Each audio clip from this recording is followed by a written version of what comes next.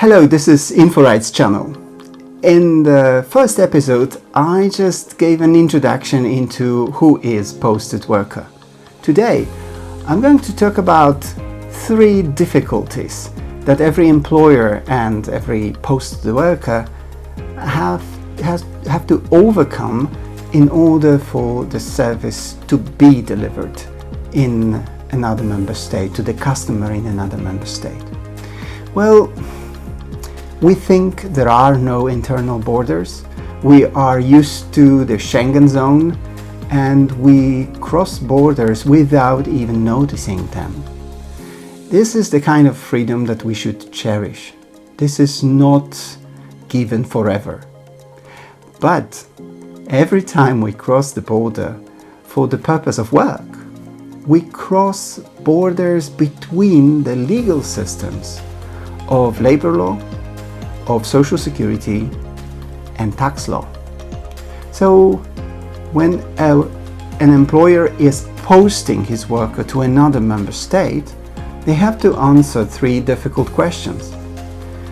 During the stay there, during carrying out the work for the employer who is established and runs their activity in a country of origin, during that posting period, which labor conditions, which labor law applies to this worker?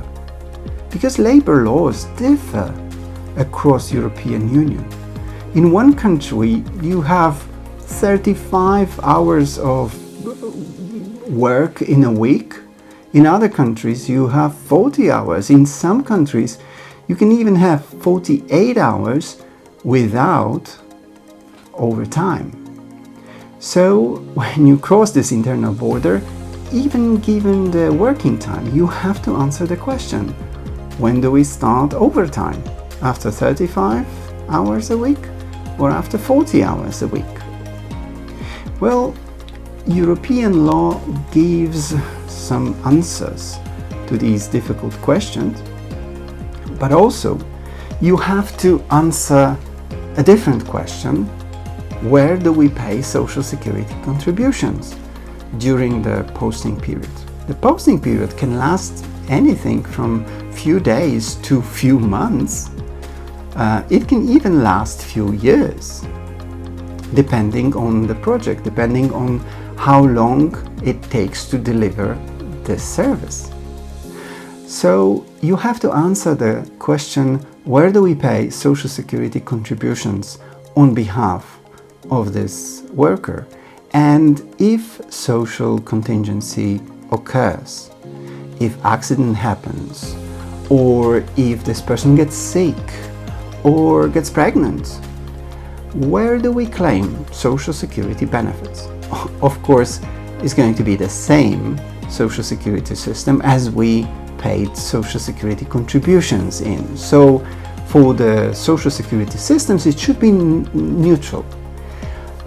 Well, it isn't, but it should be neutral. But for the person in question, for the posted worker, it is very important to know in which country, in which system you are insured.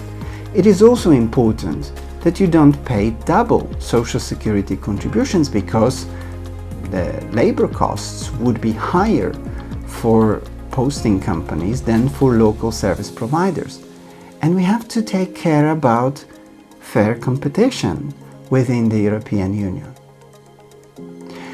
The third question you have to ask is, where do we pay personal income tax on the income from work from this worker? Because I would not be surprised if both countries, sending and receiving member state, would claim that they should get the revenue from taxes. Well, in order to avoid double taxation, there are also provisions, but they are not in the European law. They are based on bilateral international agreements between particular member states on avoiding double taxation. So in these 3 areas, labor law, social security and tax law, we need to resolve the problem which legislation applies to a posted worker. Let's break it down to these three areas in the next 3 episodes.